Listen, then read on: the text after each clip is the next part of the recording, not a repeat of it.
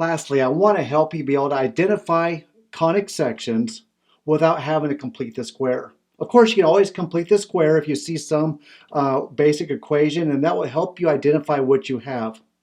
So all equations that we've dealt with so far fall in this form: some ax squared plus cy squared plus dx plus ey plus f equals 0. Every one we did has fallen in that type of form.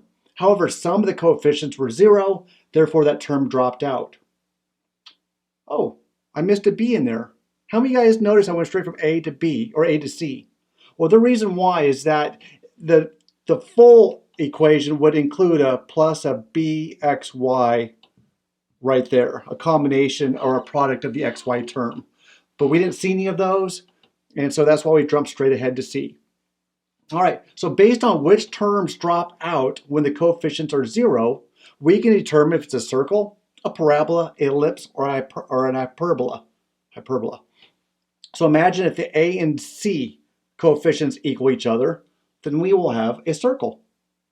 If a times c equals 0, then we have a parabola. If the coefficients of a and c do not equal each other, but their product is greater than 0 or positive, it's an ellipse. And likewise, or conversely, if they're negative, it's hyperbola. Now, before we look at these examples right here, I want to help us or identify one other component. Now, these are true in a non-degenerate conic form.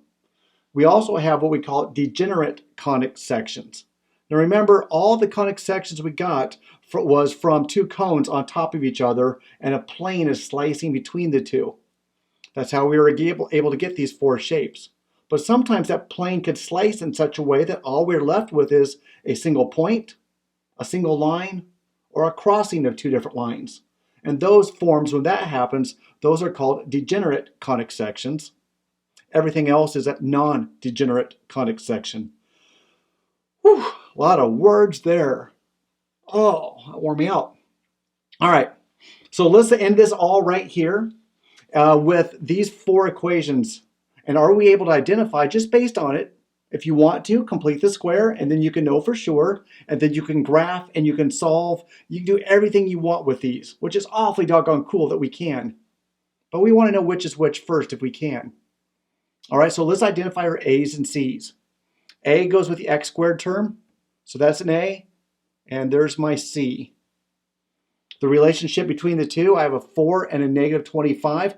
They're not equal. Their product is not 0. If I multiply them together, there's not greater than 0, but if I multiply them less than 0, I have a hyperbola there. And let's make it, I don't know which direction it goes. We'll make a nice little hyperbola. And the second one, I have a coefficient of 1 and a coefficient of 1 in front of the y squared. The coefficients are equal. So we have a circle. The coefficients on the third one, the coefficient of the y squared is at 1. There's no x squared term there. So the coefficient of the x squared term must be 0. So are they equal? They don't equal. Is their product equal to 0? Yeah, 0 times this 1 equals 0. So we have an ellipse. And then lastly, the coefficients down here, 9 and the 25. If I multiply them both together, I have a positive.